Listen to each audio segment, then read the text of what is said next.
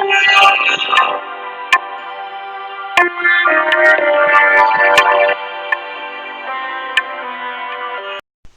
मित्रों, today's Ayurveda trick में एक बार फिर से आपका स्वागत है। आज की जो ट्रिक है उसमें हम लोग धूमोपहत चिकित्सा के बारे में जानेंगे। धूमोपहत का मतलब ये होता है जैसे धुएं के कारण जब दम घुटने लगता है, कहीं पे आग लगती है स्पेशली जब, तो जो मैक्सिमम डेथ होती है जलने से कम होती है। धुएं के कारण जो सफोकेशन होता है, एस्फिक्सिएशन होता है, उसके कारण डेथ ज़्यादा होती है। तो उसकी आयुर्वेद में क्या चिकित्सा बताई गई है, सुश्रुत संहिता के संदर्भ से उसको हम देखेंगे। उसके क्रम को ऑब्जेक्टिव क्वेश्चंस में पूछा जाता है, इसलिए केवल उसी के क्रम पे हम लोग ध्यान देंगे। तो धूमोपहत की जो चिकित्सा है उसका क्रम ध्यान रखने के लिए हम लोग कोड याद रखेंगे, वक्सी आना। बक्सी आना, कोई बक्सी साहब है उनके लेकर बक्सी आना, तो बक्सी आना याद रखना है। यही धूमोपहत की चिकित्सा का ट्रिक है। इसको एक्सपेंड करेंगे अगर, तो वा का मतलब है वमन।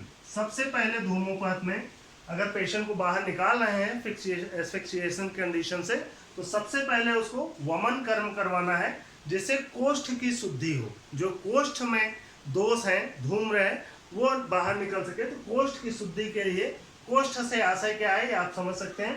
कोष्ठ शुद्धि के लिए वमन कर्म पहला स्टेप जो धूमोपहत का, ये भी पूछा गया क्वेश्चन है, धूमोपहत चिकित्सा में प्रथम कर्म क्या है, तो आंसर क्या होगा, वमन कर्म। दूसरा जो स्टेप है, क से कवल ग्रह।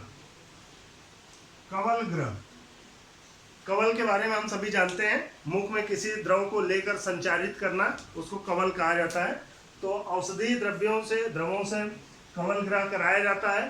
तो दूसरा स्टेप कवल ग्रह है मुख शुद्धि के लिए, मुख की शुद्धि के लिए कवल ग्रह। तीसरा जो स्टेप है वो है शिरोविरेचन। शिरोविरेचन, शिरोविरेचन कराते हैं स्पेशली दृष्टि के शुद्धि के लिए। दृष्टि पे जो प्रभाव पड़ता है धूमोपहत का, उसकी शुद्धि के लिए शिरोविरेचन कराते हैं। और लास्ट में जो आना का अर्थ है अन्नपान, स्निग्ध और लघु अन्नपान कराया जाता है। तो सबसे पहले पेशेंट धूमोपहत का अगर आता है तो आपको सबसे पहले वमन कर्म कराना है, फिर कवल ग्रह कराना है, फिर शिरोविरेचन कराना है, और लास्ट में लघु और स्निग्ध अन्नपान कराना है। तो फ्रेंड्स, आज की बहुत सिंपल सी ट्रिक है वक्सी आना, और बहुत इंपॉर्टेंट है। ऑब्जेक्टिव क्वेश्चंस में पहला कर्म के रूप में वमन कर्म को पूछ लिया जाता है। धूमोपहत चिकित्सा का क्रम क्या है, ये सीक्वेंस पूछ लिया जाता है। और इनमें से कौन सी धूमोपहत चिकित्सा का भाग नहीं है, ऐसे प्रश्न करके बन जाता है। 3 विकल्प इसमें से रहेंगे, एक कोई और रहेगा जो आपको चुनना है। तो इस तरह से धूमोपहत चिकित्सा के क्रम से संबंधित जो भी प्रश्न है उसको हम लोग सॉल्व करेंगे किससे, वक्सी आना। तो आज की ट्रिक हो गई वक्सी आना। फ्रेंड्स, पिछले ट्रिक में हमने जो क्वेश्चन पूछा था, बहुत सारे लोगों ने उसका सही जवाब दिया है।